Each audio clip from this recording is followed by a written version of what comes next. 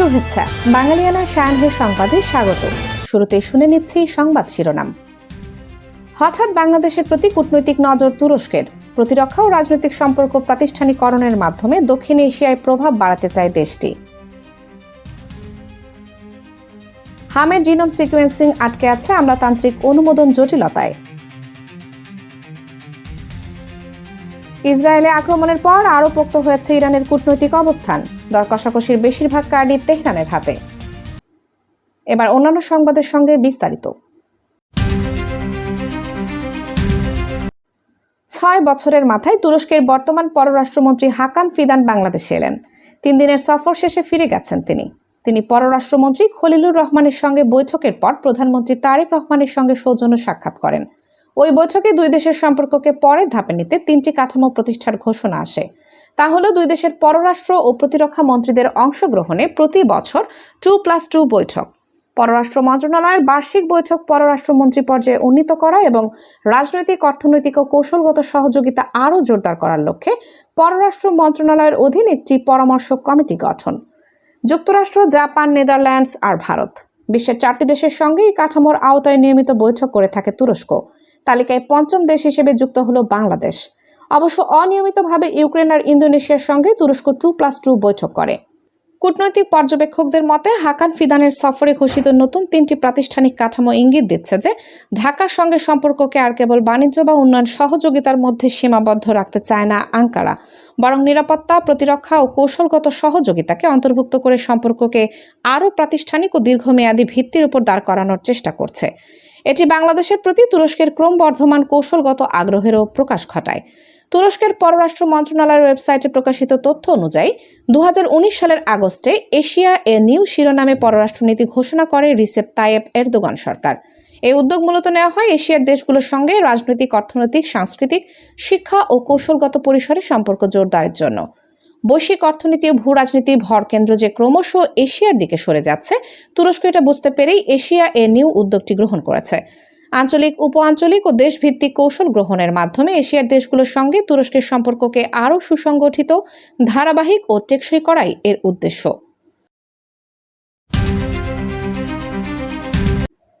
সরকারি প্রতিষ্ঠান জনস্বাস্থ্য ইনস্টিটিউট IPH চলমান হামের ভাইরাসের জিনোম সিকোয়েন্সিং করার পর নমুনা WHOর আঞ্চলিক রেফারেন্স পরীক্ষাগারে পাঠানোর প্রস্তুতি নিয়েছে। কিন্তু এজন্য স্বাস্থ্য অধিদপ্তরের মাধ্যমে বাণিজ্য মন্ত্রণালয়ের ছাড়পত্রের জন্য অপেক্ষা করতে হচ্ছে তাদের। এ ধরনের আমলাতান্ত্রিক দীর্ঘসূত্রতায় গত কয়েক বছর কোনো নমুনা বিদেশে পাঠানোই যায়নি। জনস্বাস্থ্যবিদরা বলছেন, জরুরি পরিস্থিতিতে জনস্বাস্থ্যের মতো সংবেদনশীল বিষয়ে বাণিজ্য মন্ত্রণালয়ের অনুমতির বাধ্যবাধকতা যৌক্তিক নয়। বৈশ্বিক জনস্বাস্থ্য সেবা প্রক্রিয়ার অংশ হিসেবে বিভিন্ন দেশ থেকে রোগ জীবাণুর জিনগত বৈশিষ্ট্যের প্রতিবেদন বিশ্ব স্বাস্থ্য সংস্থায় পাঠাতে হয়। দেশীয় প্রতিষ্ঠানের ভাইরাসের জিনোম সিকোয়েন্সিং বা জিনের বৈশিষ্ট্য বিশ্লেষণ করার আন্তর্জাতিক অনুমোদন নেই বলে কাজটি করতে হয় WHOর অনুমোদিত কয়েকটি আঞ্চলিক রেফারেন্স পরীক্ষাগারে। জনস্বাস্থ্য ইনস্টিটিউট জানিয়েছে, চলতি বছর দেশে হামের প্রাদুর্ভাবের পর তাদের আওতাধীন ন্যাশনাল পোলিও অ্যান্ড মিজলস ল্যাবরেটরিতে NPMLA 30টি নমুনার জিনগত বৈশিষ্ট্য বিশ্লেষণ করা হয়েছে। সবকটি নমুনাতে ভাইরাসের B3 ভ্যারিয়েন্ট শনাক্ত হয়। দেশের জিনোম সিকোয়েন্সিংয়ের এই ফল WHOর আন্তর্জাতিক নথি ও গ্লোবাল ম্যাপিংয়ে যুক্ত করার জন্য নমুনাগুলো এবার থাইল্যান্ডের ব্যাংককে পাঠানোর উদ্যোগ নেওয়া হয়েছে। IPH এর 2 জন জীবাণুবিদ জানিয়েছেন, বাণিজ্য মন্ত্রণালয়ের অনুমতির জন্য স্বাস্থ্য অধিদপ্তরের সম্প্রসারিত টিকাদান কর্মসূচির কাছে চিঠি দেওয়া হয়েছে। অতীতে কয়েক বছর অনুমতি চেয়ে চিঠি পাঠানো হলেও কোনো সাড়া মেলেনি।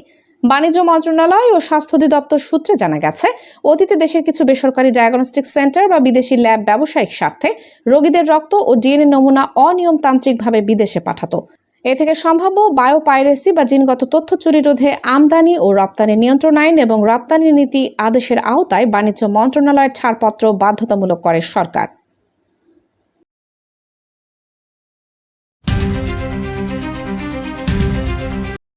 মার্কিন প্রেসিডেন্ট ডোনাল্ড ট্রাম্প ইসরায়েলি প্রধানমন্ত্রী বেনিয়ামিন নেতানিয়াহুকে হামলা থেকে বিরত থাকার আহ্বান জানানোর পরও সপ্তাহান্তে ইরানের সাথে ইসরায়েলের পাল্টাপাল্টি হামলা তেহরান ও ওয়াশিংটনের মধ্যে মধ্যপ্রাচ্যকে আবারও সরাসরি সংঘাতের মুখে ঠেলে দেওয়ার শঙ্কা তৈরি করেছে। এপ্রিলের যুদ্ধবিরতির পর প্রথমবারের মতো ইরানের বিভিন্ন স্থাপনায় বোমা হামলা চালিয়েছে ইসরায়েল। এর আগে ইরান ইসরায়েলে ক্ষেপণাস্ত্র হামলা করে। তেহরানের দাবি, বৈরুতের ওপর ইসরায়েলের হামলার প্রতিশোধ হিসেবেই তারা এই হামলা চালিয়েছে। যুক্তরাষ্ট্র ও ইসরায়েল ইরানের বিরুদ্ধে যুদ্ধ শুরুর 3 মাসেরও বেশি সময় পরও মধ্যপ্রাচ্য যে কতটা অস্থিতিশীল রয়ে গেছে, ভঙ্গুর জোট এবং অকার্যকর যুদ্ধবিরতির বর্তমান জটিল পরিস্থিতি তা স্পষ্ট করে। ট্রাম্প প্রকাশ্যে যতটা দাবি করেন, বাস্তবে তিনি হয়তো ইসরায়েলকে ততটা নিয়ন্ত্রণ করতে পারেন না বা করতে চান না। এই বিষয়টি তেহরানেরও অজানা নয়। যুক্তরাষ্ট্র ও ইসরায়েলের মধ্যে যে কোনো মত পার্থক্যকে কাজে লাগানোর চেষ্টা করছে ইরান এমনকি নিজের ভূখণ্ডে পাল্টা হামলার ঝুঁকি নিতেও প্রস্তুত, যাতে যুক্তরাষ্ট্র ইরান সংঘাতের সঙ্গে ইসরায়েল হেজবুল্লাহ সংঘাতকে এক সুতোয় গাঁথা যায়। পারমাণবিক ইস্যুতে ট্রাম্প যে চুক্তি করতে আগ্রহী তা এখনই হওয়ার সম্ভাবনা নেই, কারণ ইরানের ধারণা ট্রাম্পের ঝুঁকি নেওয়ার আগ্রহ বর্তমানে কম। গত সপ্তাহে ট্রাম্প নেতানিয়াহুর বিরুদ্ধে অকথ্য ভাষায় ক্ষোভ প্রকাশ করেন এবং বৈরুত আক্রমণ করতে চাওয়ার জন্য এই ইসরায়েলি নেতাকে পাগল বলে আখ্যা দেন বলে জানা গেছে। অন্যদিকে নেতানিয়াহুর বক্তব্য ছিল, উত্তর ইসরায়েলের প্রতি হেজবুল্লাহর হুমকির কারণে বৈরুতে হামলা চালানো প্রয়োজন ছিল। ইরান আসলে চেষ্টা করছিল দুটি আলাদা যুদ্ধবিরতিকে এক সূত্রে বাঁধতে। একটি হলো যুক্তরাষ্ট্রের সঙ্গে তাদের নিজেদের যুদ্ধবিরতি এবং অন্যটি ইসরায়েল ও হিজবুল্লাহর মধ্যে নামে মাত্র বিদ্যমান যুদ্ধবিরতি।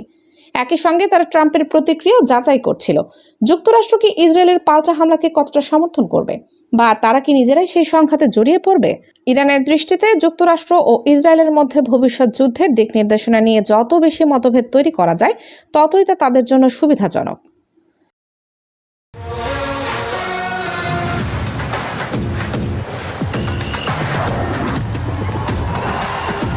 এবার শুনে নিচ্ছি ফিফা বিশ্বকাপের খবর। বিশ্বকাপের চূড়ান্ত পর্বে দায়িত্ব পাওয়া প্রথম সোমালিয়ান রেফারি হওয়ার পথে ছিলেন ওমর আরতান। তবে যুক্তরাষ্ট্রে প্রবেশের অনুমতি না পাওয়ায় বিশ্বকাপে অফিসিয়ালদের তালিকা থেকে তাকে বাদ দেওয়া হয়েছে। 2025 সালে আফ্রিকান ফুটবল কনফেডারেশনের বর্ষসেরা পুরুষ রেফারি নির্বাচিত হওয়া আরতানকে মায়ামি আন্তর্জাতিক বিমানবন্দর থেকে ফিরিয়ে দেওয়া হয়। বর্তমানে তিনি তুরস্কে অবস্থান করছেন। 34 বছর বয়সী আরতান আফ্রিকার অন্যতম গুরুত্বপূর্ণ রেফারি। 2018 সালে তিনি ফিফার আন্তর্জাতিক রেফারিদের তালিকায় অন্তর্ভুক্ত হন। 2025 সালে আফ্রিকান চ্যাম্পিয়ন্স লিগের ফাইনাল ম্যাচ পরিচালনা করেন। চলতি বছর একই প্রতিযোগিতার ফাইনালে তিনি রেফারিং কমিটির সদস্য হিসেবে দায়িত্ব পালন করেন এবং কর্মকর্তাদের দলের নেতৃত্বও দেন।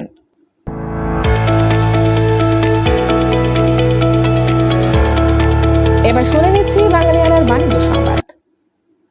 2016 সালে চীনের প্রেসিডেন্ট শি জিনপিং এর ঢাকা সফরের সময় চীনা অর্থনৈতিক জোন স্থাপনের বিষয়টি আলোচনায় আসে।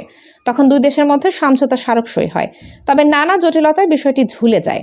1 দশক পর অবশেষে আলোর মুখ দেখতে যাচ্ছে প্রকল্পটি। প্রধানমন্ত্রী তারেক রহমানের আসন্ন চীন সফরের আগেই 4,000 কোটি টাকার এ প্রকল্প অনুমোদন পেতে পারে।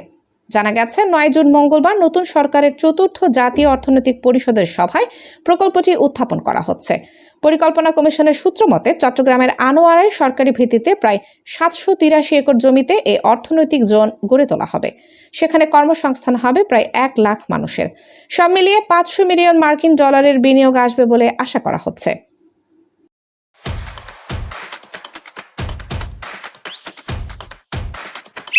এবার শুনে নিচ্ছি বাঙালিয়ানার ক্রীড়া সংবাদ। উত্তর আমেরিকার 3টি দেশে বিশ্বকাপ শুরু হবে 11 জুন। সব প্রস্তুতি এখন একদম শেষের দিকে। এর মধ্যে দুঃসংবাদ পেলেন ফিফা সভাপতি জিয়ান্নি ইনফান্তিনো। 2015 সালে দুর্নীতির অভিযোগকে কেন্দ্র করে ফুটবলের সর্বোচ্চ নিয়ন্ত্রক সংস্থা ফিফা এবং এর বর্তমান সভাপতি জিয়ান্নি ইনফান্তিনোর বিরুদ্ধে ফ্রান্সে দেওয়ানি ও ফৌজদারি মামলা করেছেন উয়েফার সাবেক সভাপতি মিশেল প্লাতিনি। সেই দুর্নীতির অভিযোগের কারণেই তখন ফিফা সভাপতি হওয়ার দৌড় থেকে ছিটকে যান ফরাসি ফুটবল কিংবদন্তি প্লাতিনি। প্যারিসে দায়ের করা ফৌজদারি অভিযোগে ইনফান্তিনো ফিফার সাবেক আইনি পরিচালক মার্কো ভিলিজার ও সাবেক অডিট কমিটির চেয়ারম্যান ডোমিনিকো স্কালার বিরুদ্ধে বিদ্বেষমূলক মামলা ও ক্ষমতার অপব্যবহারের অভিযোগ করেন 70 বছর বয়সী প্লাতিনি। বাঙালিয়ানার শানহের সংবাদ শেষ হলো। ধন্যবাদ।